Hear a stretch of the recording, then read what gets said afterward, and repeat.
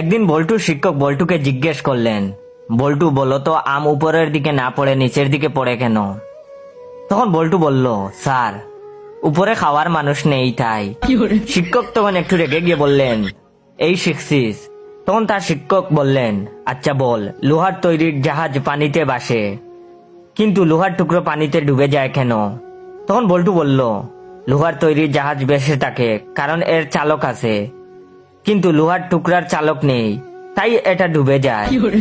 তখন তার শিক্ষক বললেন, তোর মাথায় ডাস্টার মারবো হারামি। তার শিক্ষক বললেন, আচ্ছা এবার বাংলা দ্বিতীয় পত্র বের কর, ক্রিকেট রচনাটা লেখ, সময় মাত্র 30 মিনিট। কিছুক্ষণ পর বল্টু খাতা জমা দিল। স্যার তো অবাক, এত তাড়াতাড়ি রচনা লেখা হয়ে গেল। শিক্ষক তখন কৌতূহল সহকারে পড়ল বল্টু কি লিখেছে।